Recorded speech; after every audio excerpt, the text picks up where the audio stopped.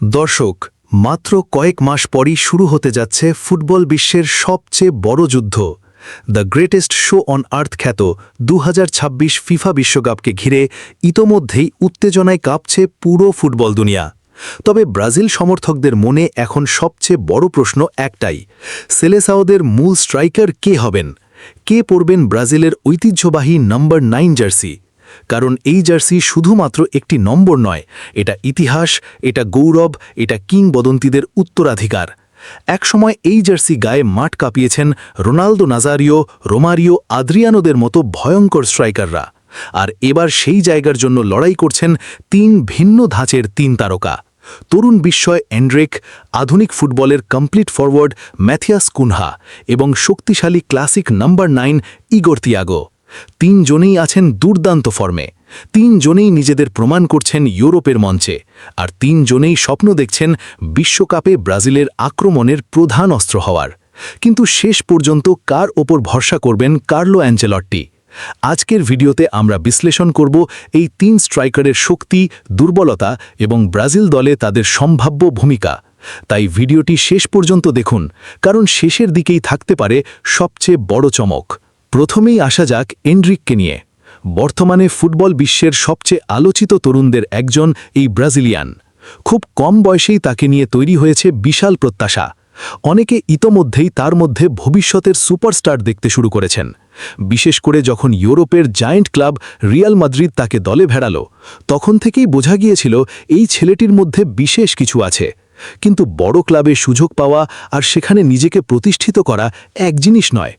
European ফুটবলের গতি, চাপ এবং প্রতিযোগিতা শুরুতে এন্ড্রিকের জন্য সহজ ছিল না। অনেকেই ভেবেছিলেন তিনি হয়তো সঙ্গে সঙ্গেই মূল একাদশে জায়গা করে নেবেন, কিন্তু বাস্তবতা ছিল ভিন্ন। তবে এখানেই দেখা গেছে তার মানসিক দৃঢ়তা। লোনে গিয়ে নিয়মিত খেলার সুযোগ পাওয়ার পর আবারও নিজের প্রতিভা দেখাতে শুরু করেন। এন্ড্রিকের সবচেয়ে বড় শক্তি হল তার ভয়ঢরহীন মানসিকতা। বড় ম্যাচ, বড় প্রতিপক্ষ কিছুই তাকে নার্ভাস করে না, বরং চাপের মুহূর্তেই তিনি আরও বিপজ্জনক হয়ে ওঠেন। তার গতি অবিশ্বাস্য, শরীরের ব্যালেন্স দুর্দান্ত এবং ডিফেন্ডারদের সামনে দাঁড়িয়ে সরাসরি আক্রমণ করার সাহস তাকে আলাদা করে তোলে। বিশেষ করে বক্সের ভেতরে ছোট জায়গায় ঘুরে শট নেওয়ার ক্ষমতা অসাধারণ। অনেকটা পুরনো ব্রাজিলিয়ান স্ট্রাইকারদের মতো তার মধ্যে রয়েছে স্বাভাবিক গোল স্কোরিং প্রবৃত্তি। সুযোগ পেলেই গোলের দিকে ঝাঁপিয়ে পড়েন, আর এটাই তাকে ভবিষ্যতের বড় স্ট্রাইকার হওয়ার ইঙ্গিত দিচ্ছে। যদি বিশ্বকাপের মঞ্চে ব্রাজিল দ্রুতগতির আক্রমণাত্মক ফুটবল খেলতে চায়, তাহলে এন্ড্রিক হতে পারেন সবচেয়ে ভয়ঙ্কর অস্ত্র। এবার আসা যাক ম্যাথিয়াস কুনহার দিকে। অনেক ফুটবল বিশ্লেষকের মতে এই মুহূর্তে ব্রাজিলের সবচেয়ে কমপ্লিট ফরওয়ার্ড তিনি।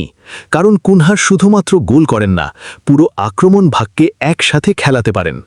আধুনিক ফুটবলে একজন স্ট্রাইকারের কাজ শুধু গোল করা নয়, বরং দলের আক্রমণকে সংযুক্ত রাখা।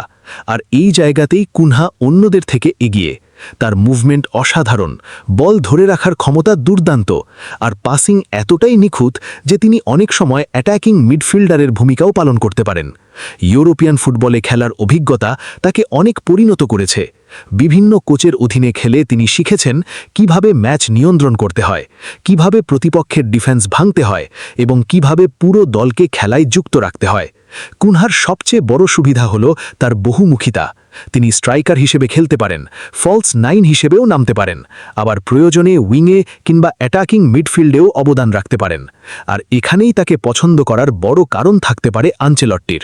কারণ আনচেলত্তি সবসময় এমন খেলোয়াড় পছন্দ করেন যারা ম্যাচের পরিস্থিতি অনুযায়ী নিজেদের মানিয়ে নিতে পারে। কুনহা যদি ব্রাজিলের মূল স্ট্রাইকার হন, তাহলে ভিনিসিয়াস জুনিয়র এবং রাফিনিয়াদের মতো উইঙ্গাররা আরও বেশি স্বাধীনতা পাবে।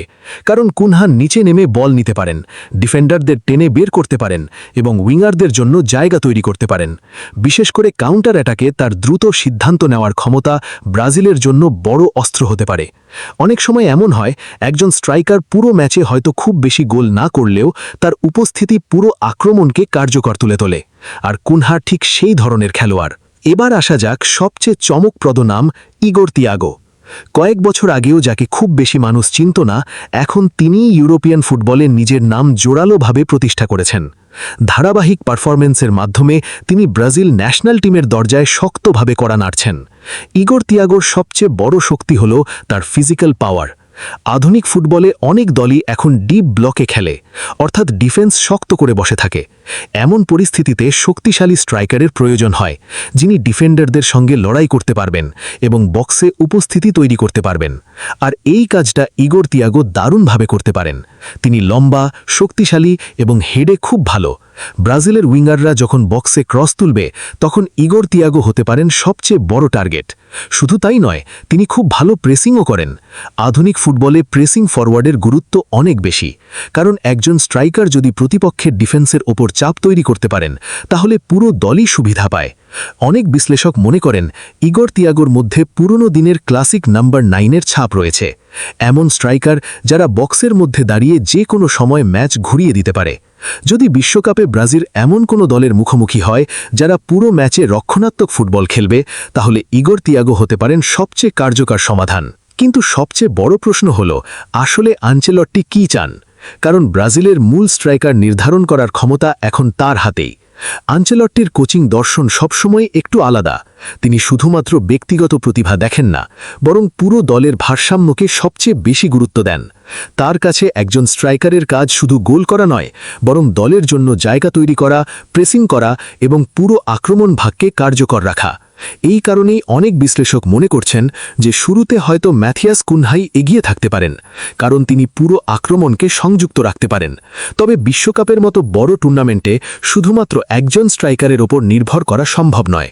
পরিস্থিতি অনুযায়ী কৌশল বদলাতে হয়। ধরুন কোনো ম্যাচে ব্রাজিল পিছিয়ে আছে এবং শেষ মুহূর্তে গোল দরকার, তখন হয়তো আনচেলত্তি বক্সে শক্তি বাড়ানোর জন্য ইগোর তিয়াগোকে নামাবেন। আবার যদি ম্যাচে গতি বাড়ানোর প্রয়োজন হয়, তাহলে এনরিক হতে পারেন ব্রাজিলের নতুন সুপারস্টার। তাই এখনই নিশ্চিতভাবে বলা কঠিন যে 2026 বিশ্বকাপে ব্রাজিলের মূল নাম্বার 9 কে হবেন। তবে একটা বিষয় নিশ্চিত, ব্রাজিলের হাতে এবার 3 ধরনের 3 ভয়ঙ্কর অস্ত্র রয়েছে। আর সঠিক সময়ে সঠিক সিদ্ধান্ত নিতে পারলে সেলেসাওরা আবারও বিশ্ব ফুটবলের সিংহাসনে ফিরতে পারে। এখন দেখার বিষয়, শেষ পর্যন্ত আনচেলত্তির আস্থা কার ওপর গিয়ে থামে? তরুণ আগুন এনরিক, আধুনিক কমপ্লিট ফরওয়ার্ড ম্যাথিয়াস কুনহা, নাকি শক্তিশালী ফিনিশার ইগোর তিয়াগো? আপনার মতে 2026 বিশ্বকাপে ব্রাজিলের মূল নাম্বার 9 হওয়া উচিত কার? কমেন্টে অবশ্যই জানাবেন।